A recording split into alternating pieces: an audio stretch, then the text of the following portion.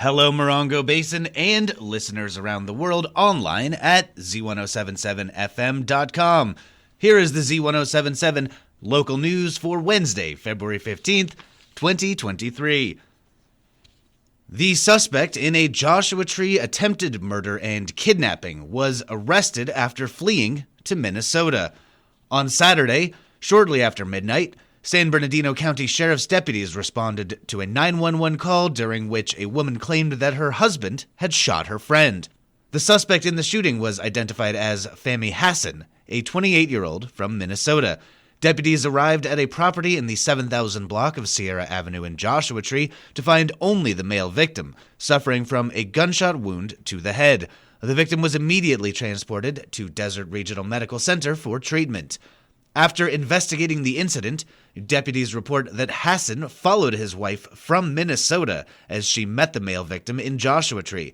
When Hassan found the two of them together, a confrontation occurred, and Hassan is alleged to have shot the victim. Hassan then forced his wife from the location at gunpoint, but she was able to escape and called 911. Working with federal authorities, deputies from the Morongo Basin Sheriff's Station learned that Hassan was on a flight back to his home state of Minnesota. Deputies obtained an arrest warrant for Hassan and coordinated with federal and local law enforcement in St. Paul, Minnesota, to apprehend Hassan when he landed. Fahmy Hassan was arrested for suspicion of attempted murder, kidnapping, and assault with a deadly weapon and will be extradited back to California on his warrant. 3 29 Palms businesses were victims of burglaries over the weekend. Family Dollar, Motor City, and Theater 29, all located within a few blocks of the intersection of 29 Palms Highway and Adobe Road, were broken into, with reports being made to the San Bernardino County Sheriff's Morongo Basin Station on Friday and Monday. Family Dollar reported that after the suspects used umbrellas to hide their faces from security cameras, only one box of diapers was stolen, costing less than $30. Motor City reported that damages to an electrical box and miscellaneous objects stolen will cost approximately $6,000. And Theater 29 reported that one e-bike and merchandise and cash from the snack bar was taken. Sheriff's deputies have not said that these burglaries are linked, but have confirmed that the investigation into all three of them is ongoing. The Yucca Valley Planning Commission meeting covered a lot of information in last night's hour-long session. The Quick Quack Car Wash project is progressing, and the Nice Dreams restaurant application is coming in on February 27th. Also, Chipotle's plans came in at the end of the day yesterday, and staff is working on a master plan for Highway 62 beautification. Reporter Hillary Sloan joins us with additional details from the meeting. The General Plan Annual Housing Element Progress Report update as of April 2022 revealed the population of Yucca Valley experienced a slight decrease, with 36 permits for new family homes. The slight downturn does not affect the town. The council approved the Gusa mini storage request for an extension, and the property is up for sale. There is an application for a new coffee shop at the Stater Brothers site, and Auto Camp, which has purchased Travelodge, is working with Building and Safety on minor cosmetic upgrades. The town received an inquiry for a Boeing 737 accessory dwelling, and Deputy Manager Shane Stickle suggested further discussions on single-family design standards. In addition, the town staff surveyed residents for an upgrade to Essex Park. Plans are being formulated to include shade, lighting, and grass improvements, which must begin this fall. Lastly, Stickle reported the Fish and Game Commission met on February 8th and deferred the protection of the Joshua Tree to state legislation. Reporting for Z107.7, this is Hillary Sloan. The Morongo Unified School District Board of Trustees held their regular meeting last night at Joshua Tree Elementary. Assignment reporter Gabriel Hart was in attendance and has this recap for us today.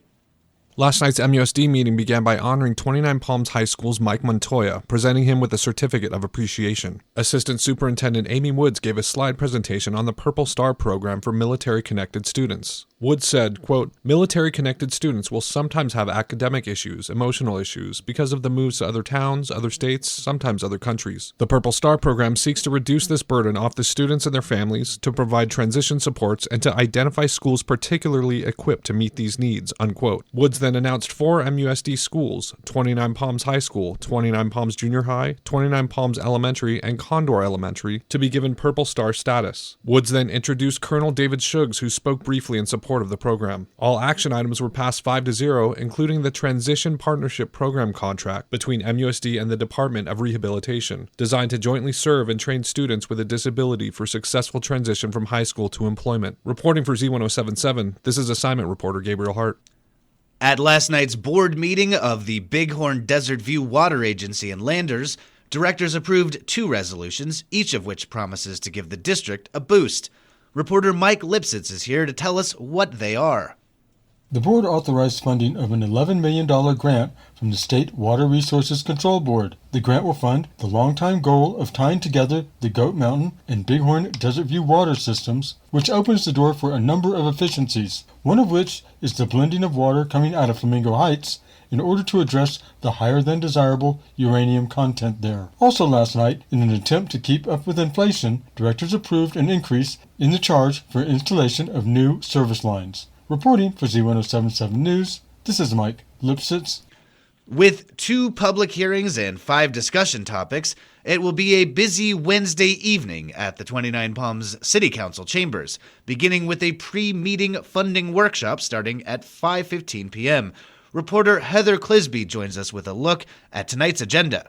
At 5:15 p.m., 45 minutes prior to Wednesday's 29 Palms City Council meeting, there will be several presentations on priorities for Community Development Block Grant funds. The official meeting will begin at 6 p.m. and features 2 public hearings. The first hearing will revisit an appeal to halt a vacation home rental permit at 68467 Sullivan Road. The second hearing will focus on issuance of tax-exempt bonds for the creation of a 48-unit multifamily rental housing project known as 29 Palms Apartments. A long list of discussion topics will begin with the Public Arts Advisory Committee, the number of members, the date and time of the meetings, and the revised mission statement. The council will then hear a mid-year budget update for the fiscal year 2022-2023 before taking on the Planning Commission, specifically reappointing Jason Dixon and Max Walker and appointing Eileen Leslie to the commission. Finally, the council will discuss an intention to terminate the inactive fire safety plan. Reporting for Z107.7, this is Heather Clisby.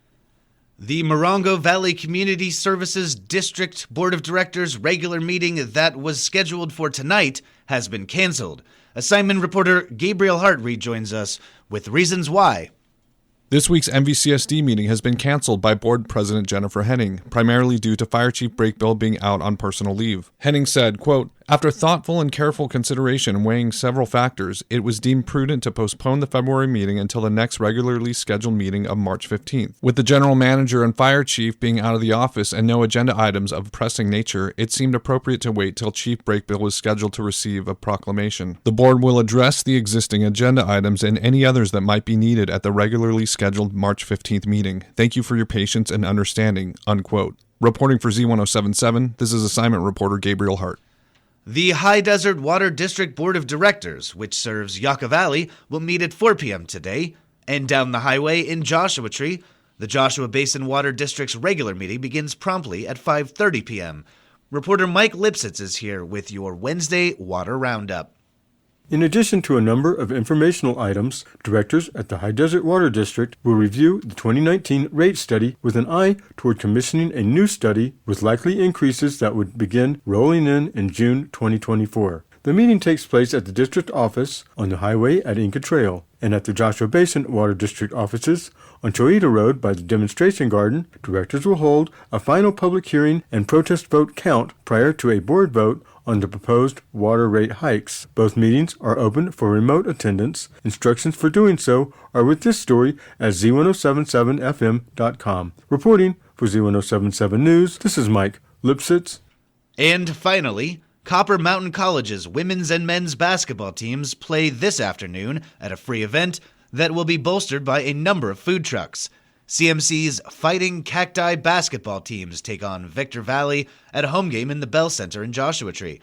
Pre-game starts at 4 p.m., women's team plays at 5 p.m., and men's team starts at 7 p.m. Food trucks will be open at 5 p.m. Expect games, prizes, and drawings, along with photos with CMC's Fighting Cactus mascot, Spike.